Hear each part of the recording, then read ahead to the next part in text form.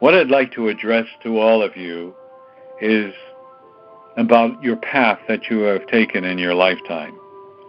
This is most important. Everybody has a path. Everybody, before they incarnated, chose a mission and goal. And there are several types of mission and goals. Primarily, the first one has to do with your life and your family, and perhaps your career or your career. And then there's one on the spiritual plane.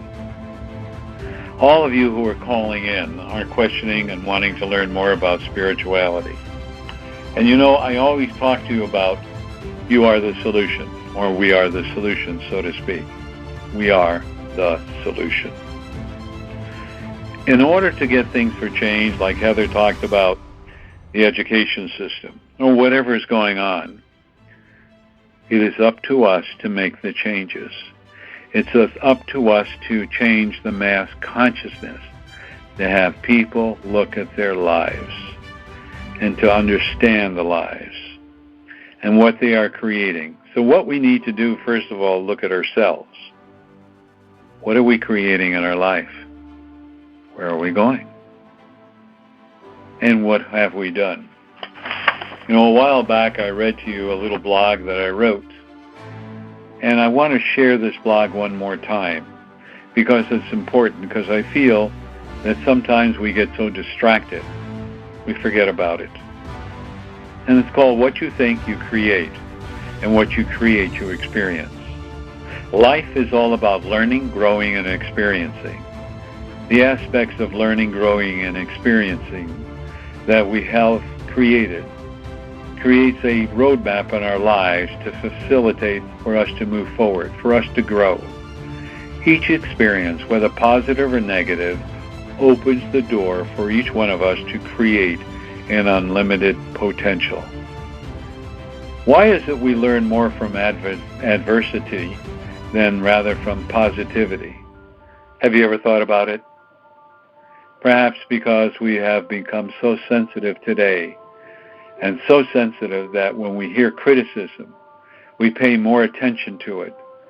And paying more attention to it, we become angry. For criticism is given freely and without thought, like a figuratively knee-jerk reaction, while positive accolades require thought, insight, and often are not acknowledged by others, or others are jealous and refuse to express it in another person because they feel they are intimidated and are now lower, or not as joyous or happy, or not respected as much. And I want you to ask yourself, why is this? Could it be because we let our egos get in our way to not acknowledge the greatness and positivity in each one of us? Think about that. Are you blindsided by your fears of illusion and inadequacy? Think about that. What you see in another person, you see in yourself. Think about that. What you see in another person, you see in yourself. So, if you look at a person and you say, gosh, they're beautiful, then you're seeing the beauty within you. And if you look at the person and say, they're fat and ugly, that's what you think about yourself, or you have a fear of yourself. So whatever you see in someone else, you see in yourself, or think about yourself. I try to go out of my way, most of the time, to compliment people, because it's important.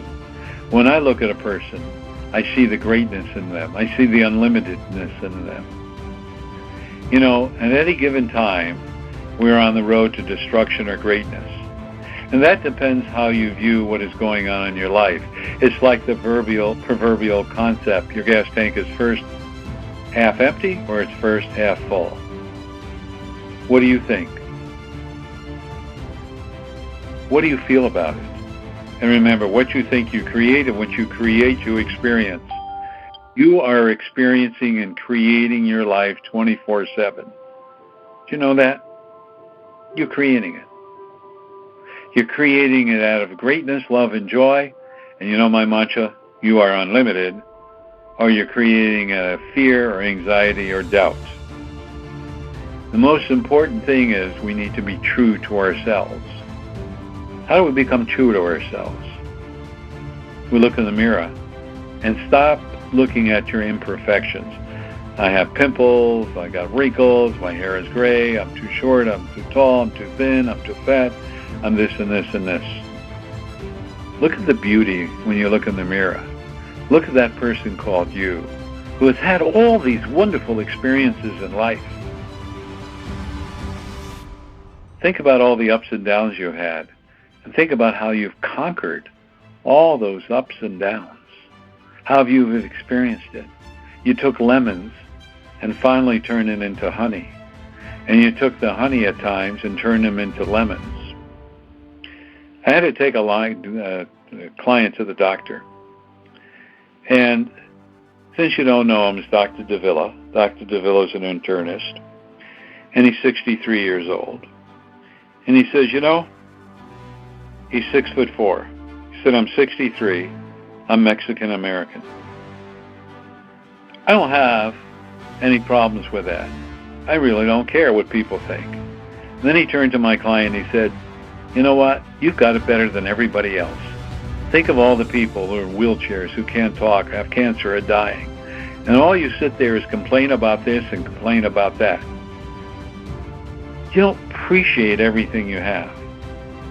You don't appreciate what's going on in your life and the comfortableness in your life, that you're well fed. And he said, when you came here, you stank, your body was in terrible shape, and now it's in great shape. You got your diabetes under control, you're taking off weight. Look at you. You got a glow upon you. And then he was so nice to say, Dr. Gross is like an angel to you, because he's helping you. He's changed your life. And I watch you, and all you do is say negative things about him and needle him. He said, what's wrong with you? Don't you appreciate what's coming about in your life? And I went, whoa. You see, what this doctor was telling him was all the beautiful things that is occurring in his life, and that he's not acknowledging it. He's looking at the empty half tank of gas, always down in the mouth.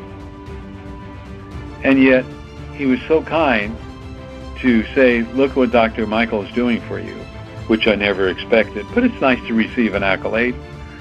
We all like to receive it. But more important, he was pointing out to this man to appreciate what he has. And that's what I want to say to each one of you. Do you take time to appreciate what you have? Gratitude is a great attitude. And kudos to Dr. Renee Gordon, who does a talk Tuesday, Wednesday, and Thursday morning about relationships from 7:45 to 8 a.m. Little commercial for her. And you can get her number on email her. It would be great. She'll share it with you. But she also talked about gratitude. And whether you think you can or whether you think you can't, you're right, by Henry Ford. So I want all of you to take a look and understand what's going to be happening over the next 30 days. There is a planetary influence that's coming around on March 5th. It's called the planet Mercury going retrograde. What does that really mean? Well, planet never goes backwards. However, it appears to be going backwards. Planet Mercury is the planet of communications. And when I first heard that, I kind of chuckled. I was learning about astrology. But then I began to pay attention. So the radio and TV announcers mixed up their words. Computers would break down. Cash registers that are computers today wouldn't operate right. In fact, it's called the shadow period, and the shadow period starts about 5 days before. And it was interesting because I was talking to one of the executives at the bank, and she was handling a deposit, and the computer wouldn't handle it. And she used a 4-letter word. I went, whoa, but I didn't say a word, but it had already started. She was having problems with her computer. And I was talking to other people today that they were having problems with their computer. Even though it's officially March 5th, it's 5 days or more before. So here's my suggestion to all of you. We have to be aware of how we communicate. Don't assume anything. Not only because Mercury is going retrograde, but what's going on in your life every day. If we understand we're always comparing the past with the present and the present with the future, if there's something in the past that has pushed your button, then you need to understand there's something within you you need to heal and release. And one of the safest way, if somebody says something, instead of reacting, act by saying, "Oh, Michael, I'm not sure. What do you mean by that?"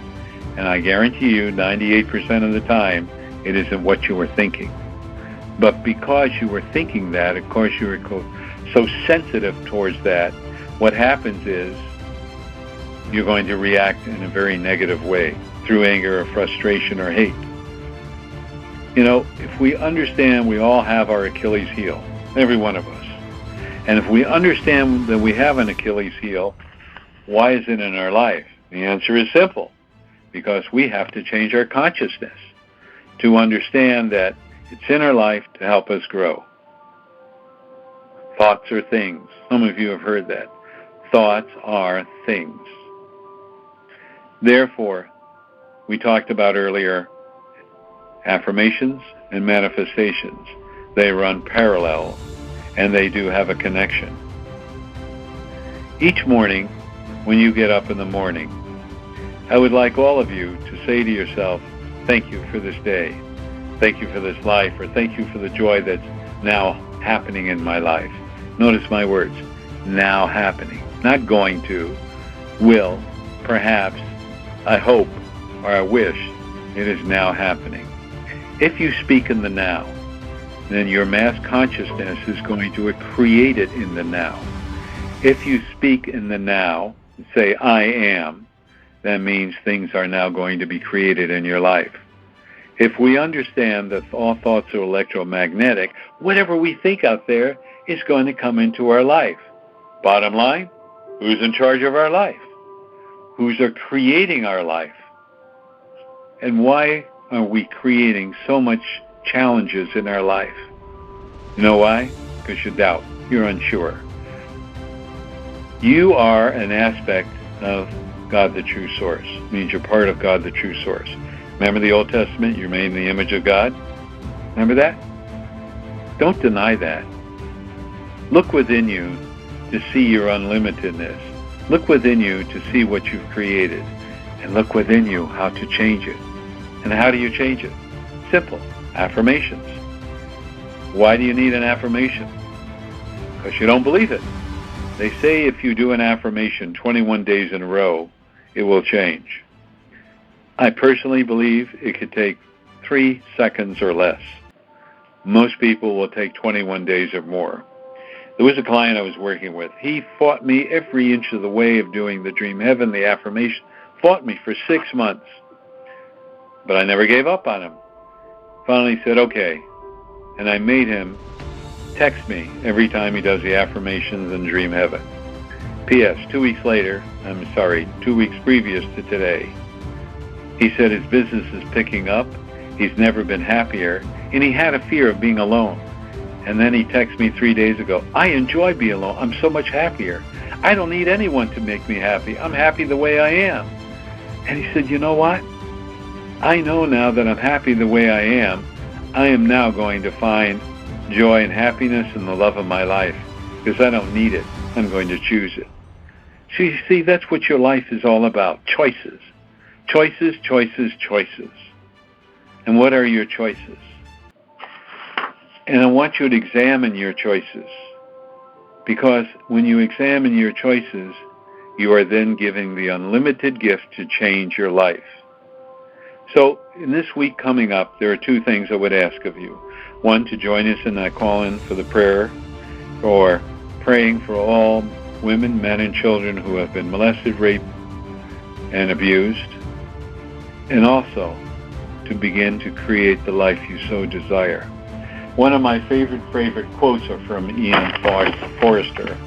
And the quote is, we must be willing to let go of the life we have planned so as to have the life that is waiting for us. Isn't that interesting? We must be willing to let go of the life we have planned so as to have the life that is now waiting for us.